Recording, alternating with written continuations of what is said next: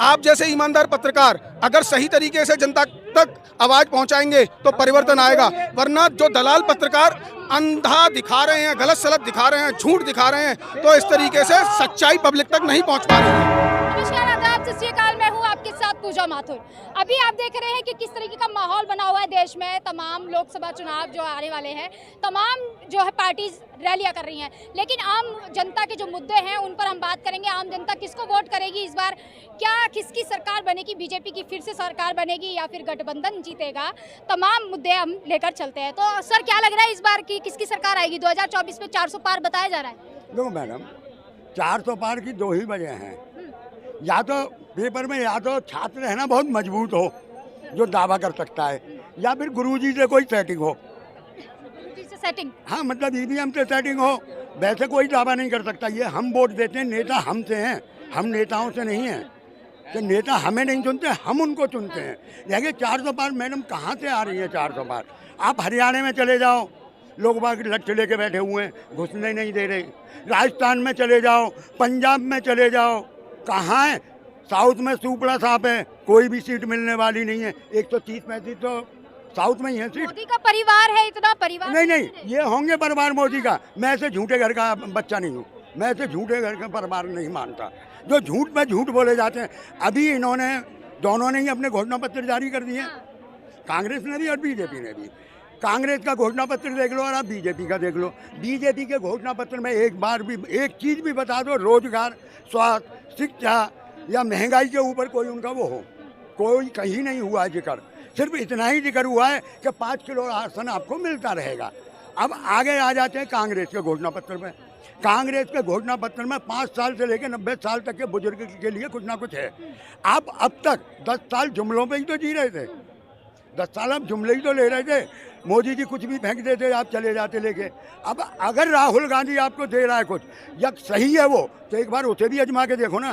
क्यों उसे पप्पू कहते हो? एक बार देखो ना, पढ़ा लिखा बंदा है, राजनीति शुरू से उसके रग रग में बसी हुई है, तो एक बार आजमा के देखो उसे। पर नहीं कि राहुल तो पप्पू है, राहुल तो पप्पू। अब अगर यदि पप्पू पे बात पे आते हो तो मेरे ख्याल से इस हिंदुस्तान के अंदर अपने प्रधानमंत्री से बड़ा पप्पू कोई नहीं है। मोदी जी कह रहे हैं कि तमाम लोगों के लिए फिर से जो है रोजगार लाएंगे, यात्राएं होंगी, राम मंदिर की यात्रा के लिए उन्होंने बोला है, महिलाओं के लिए कराए, किसानों के लिए। आप इसको कैसे देख रहे हैं? और फिर राहुल गांधी ने भी मैनिफेस्टो जारी किया है, घोषणा पत्र दोनों का। देखिए, सबसे पहले मैं आपके चैनल के माध्यम से भारत की जनता के लिए एक संदेश देना चाहता हूँ। देखिए, डेमोक्रेटिक मुल्क में, लोकतांत्रिक देश में रहने वाले प्रत्येक नागरिक का परम कर्तव्य है कि अपनी चुनी हुई सरकार से सवाल करना। और ये जो समय है, जो सवाल हम उस सरकार से कर रहे हैं और उसने वो वादे पूरे नहीं किए हैं, तो ये बदलने का समय है। सबसे पहले तो यहाँ के जो नागरिक हैं यही नहीं जानते कि हमें सरकार से सवाल करने हैं अपनी आधारभूत सुविधाओं के लिए, ज़रूरतों के लिए। यहाँ पे लड़ने के लिए उतारू तक हो जाते हैं, इतने ज़्यादा अंधभक्त हैं। जैसे कि हिटलर के टाइम पे पूरी पब्लिक पगला गई थी, ऐसे इस समय पे पब्लिक पगलाई हुई है और कुछ लोग यहाँ पे पेड़ की तरह काम कर रहे हैं। देखिए, डिबेट चांदनी चौक पे मैं खड़ा हूँ, यहाँ पे एक टीम है अलग तरीके से, जो अलग पेड टीम भेजी गई है, इस तरीके से मुझे महसूस हो रहा है। मैं तो आगरा से आया हूँ, यहाँ का तो हूँ नहीं। मैं बार बार देख रहा हूँ वही लोग आके डिबेट्स को खराब कर रहे हैं और हो हल्ला कर रहे हैं अगर कोई भी पत्रकार सही तरीके से सवाल कर रहा है तो। देखिए, मुद्दों की बात अगर हम करें तो हमने, क्या लग रहा है देश में डर का माहौल है इस तरीके से, मतलब पत्रकार को इस तरीके से रोका जाए, तमाम लोगों को ठूस दिया जा रहा है? बेसिकली देखिए, अब पीछे जो नारे लग रहे हैं, जो नारे लग रहे हैं,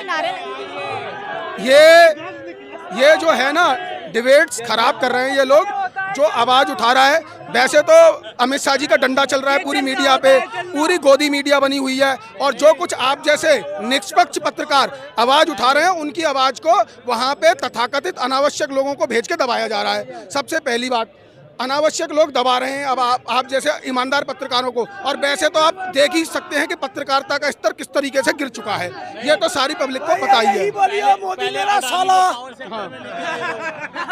पहले अडानी को पावर सेक्टर में लेके आए, अब इस साल से रेट बढ़ा दिए हैं कि रात को बिजली महंगी होगी।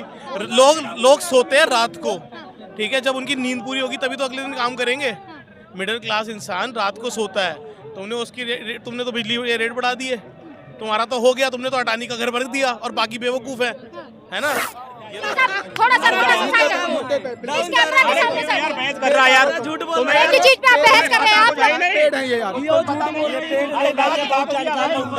बहुत जानकार कुछ नहीं है यार, कुछ नहीं है। डिबेट नहीं करना है ना, तेरे मेरे बात समझ, तेरे मेरे क्या होती है, तेरे मेरे क्या होती है। अरे अरे आप लड़ रहे हैं, देखिए ऐसे डिबेट होती है क्या? क्या करेगा डिबेट, तुझे ज्यादा उल्टी बात बोलना जानता हूं मैं, तू डिबेट क्या करेगा मेरे सामने, मारने पे आ रहे हो तुम डिबेट पे। और ये जो यहाँ चांदनी चौक पे जो ईमानदार पत्रकार आ रहे हैं, जो ईमानदार टीम आ रही है, वो उन लोगों को डिस्टर्ब करने के लिए आ रही है, क्योंकि आप बिके नहीं, आप ईमानदार हैं। जो बिक गया उनके पास नहीं जा रही है ये टीम, वहाँ मोदी मोदी के नारे नहीं लगा रही है। जो ईमानदार है वहाँ पे मोदी मोदी के और उल्टे सीधे लोगों को धमका रहे हैं, जैसे मुझको भी अभी धमका रहे थे। मेरे साथ एक भाई थे यहाँ पे, उनसे मारपीट के लिए अग्रेसित हो गए थे। तो ये लोग पेट तौर पे भेजे जा रहे हैं। और बात मुद्दे पुलिस इनका पूरा साथ देती है, सब देती है। अभी तुमसे लड़ लेंगे ना, इन पे फाइल होगी, तुम पे फाइल होगी, सारे केस तुम पे फाइल होंगे। तो ऐसा हो रहा है क्या? ऐसा होता है, अब इनसे लड़ रहे थे, अब देखो आपके साथ पीछे कैसे कर रहे हैं।